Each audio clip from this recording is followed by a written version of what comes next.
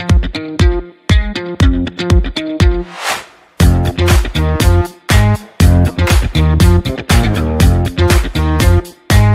जलसंपदा विभागाच्या वतीने महाराष्ट्र सिंचन सुधारणा कार्यक्रम टप्पा 1 अंतर्गत गोदावरी उजवा तट कालव्यावरील मातीकाम बांधकाम व अस्थिरीकरण या कामाचा शुभारंभ आज यांच्या शुभ हस्ते होतोय। तर केंद्रामधील जलशक्ती मंत्री आणि अतिशय कर्तबगार आणि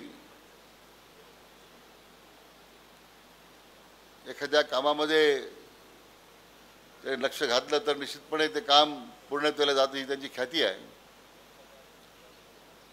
ते सन्माननीय नामदार आदरणीय सी आर पाटील साहेब, आमचे मित्र, आज या कार्यक्रमासाठी मुद्दा म्हणून उपस्थित असलेले सन्माननीय खासदार धनंजयराव महाडिक, आपले सर्वांचे मार्गदर्शक आदरणीय आमदार अण्णासाहेब म्हस्के पाटील, आमच्या जलसंपदा विभागाचे अतिरिक्त मुख्य सचिव आणि ज्यांनी या कामामध्ये विशेष लक्ष देऊन मान्यता देण्यापासून तर आजचा जो कार्यक्रम होतो त्यासाठी ज्यांनी विशेष प्रयत्नातून त्या कामाला आज आपण सुरुवात करतोय ते माननीय दीपक कपूर साहेब, आपल्या कोपरगावचे आमदार, माझे विधानसभेचे सहकारी सन्माननीय आशुतोषजी काळे, डॉक्टर सुजय विखे पाटील, कृष्णा खोरे महामंडळाचे कार्यकारी संचालक मान्य कपोले साहेब, गोदावरी खोरे पाटबंधारे विकास महामंडळाचे कार्यकारी संचालक मान्य तिरमनवार साहेब, आपले मुख्य अभियंता मिसाळ साहेब, आपल्या विभागाचे सचिव मान्य बेलसरे साहेब, इतर सर्व व्यासपीठावर वेगवेगळे विविध संस्थेचे पदाधिकारी, ते सर्वांचा नामोल्लेख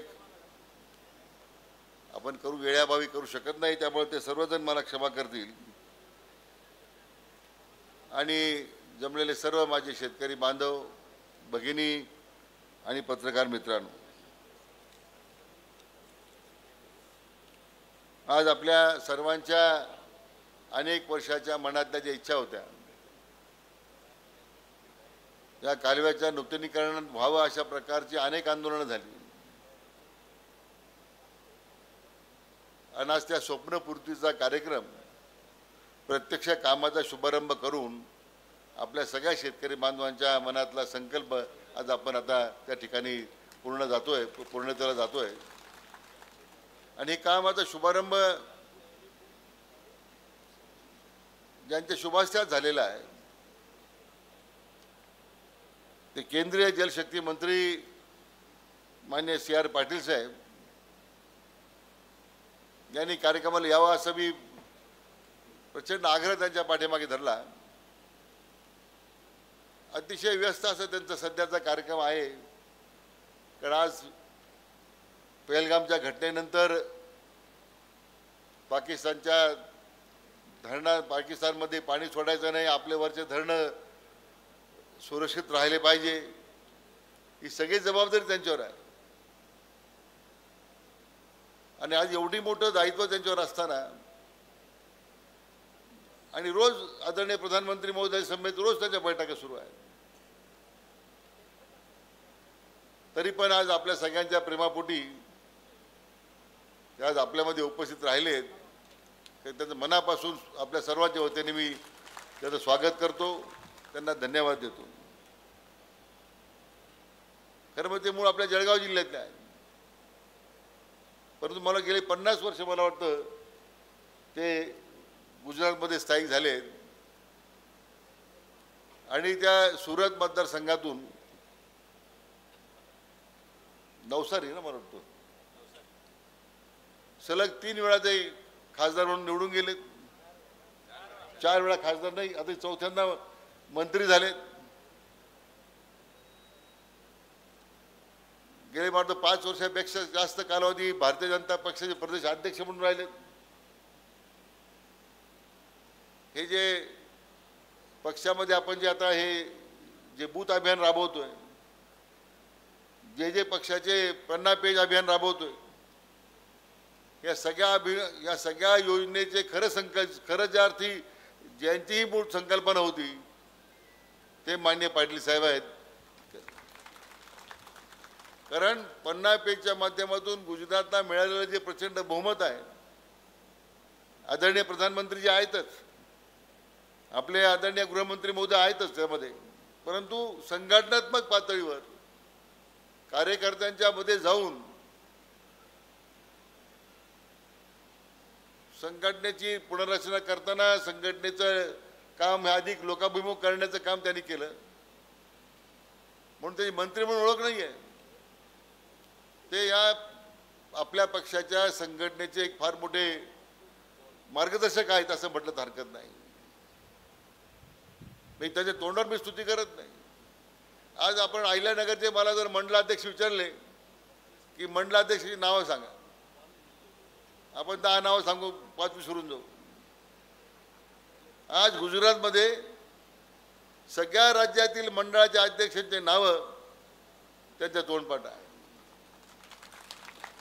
एवढ्या मोठ्या राज्याच्या प्रत्येक तालुक्यामध्ये 10 मंडळ असतात, 12 मंडळ असतात, 14 मंडळ असतात. हे समर्पित जीवन आहे. म्हणून आदरणीय प्रधानमंत्री महोदयांचे अतिशय विश्वासू सहकारी म्हणून त्या ठिकाणी आज ते काम करतात. आज जलशक्ती मंत्रालयाची मोठी जबाबदारी त्यांच्यावर आहे. आज अनेक राज्यांमध्ये आता जसं आता पाकिस्तानला धडा शिकवण्याचं काम आज आदरणीय प्रधानमंत्र्यांनी त्या ठिकाणी तो निश्चय केलेला आहे. त्याच्यामध्ये महत्त्वाची भूमिका आदरणीय पाटील साहेबांची राहणार आहे. आंतरखोरे जे पाण्याचे वाद आहेत, आंतरराज्य पाण्याचे वाद आहेत, त्याचं दायित्व त्यांच्यावर आहे. ते प्रश्न सुटले पाहिजे. आणि त्याचबरोबर आपल्या आदरणीय प्रधानमंत्र्यांची जी महत्वाकांक्षी योजना आहे नदीजोड प्रकल्प, संपूर्ण भारत देशामध्ये या नदीजोड प्रकल्पातून जे दुष्काळग्रस्त भाग आहेत त्याला दुष्काळमुक्त करण्याचा एक मोठा संकल्प आदरणीय प्रधानमंत्र्यांनी घेतलेला आहे. आणि मला वाटतं त्याची संपूर्ण जबाबदारी आदरणीय पाटील साहेबांवर आहे. आणि म्हणून आज आपल्यामध्ये त्यांनी येण्यानं आपल्या सगळ्यांचा उत्साह वाढलेला आहे. खरं म्हणजे आपल्या उजव्या कालव्याचं नूतनीकरण व्हावं, अस्थिरीकरण व्हावं, त्याचं काम लवकर व्हावं. कारण साहेब हे 118 वर्ष झाले कालव्यांना. आज 50% लॉसेस आहे.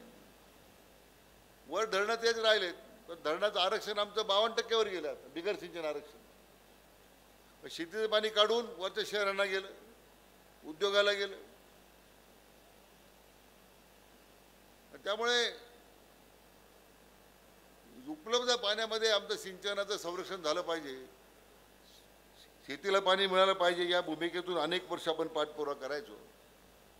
मध्यंतरीच्या काळामध्ये आपले सर्वांचे मार्गदर्शक आदरणीय आमदार अण्णासाहेब बस्के पाटील या खात्याचे राज्यमंत्री म्हणून त्यांनी काम केलं पूर्वी. आणि त्यांनी सुरुवातीच्या काळामध्ये या कालव्याचं काही नूतनीकरणाचं काम त्यावेळी काही प्रमाणामध्ये केलं. परंतु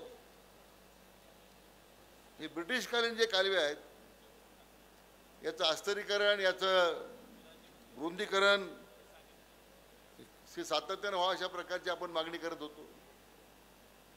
मध्यंतरी काळामध्ये आपण शेतकऱ्यांनी वर्गणी गोळा केली. वर्गणी गोळा करून काम होत नाही म्हणून त्याची टीका झाली. काही लोकांना म्हटलं की पैसे गेले, हडप झाले. कारण आपल्या भागामध्ये काही लोकांना फार मोकळा वेळ आहे.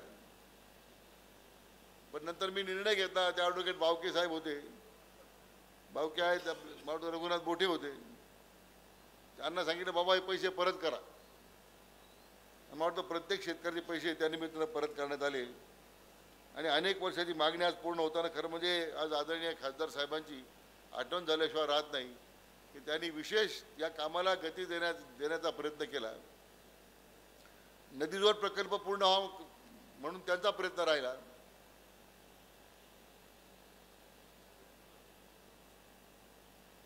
पण मला वाटतं काळाच्या ओघामध्ये नीतीलाही मान्य होतं की जलसंपदा खातं माझ्याकडे यावं आणि माझ्या हातून पुण्याचं काम व्हावं आणि आपल्या सगळ्या शेतकरी बांधवांच्या इच्छा पूर्ण कराव्यात.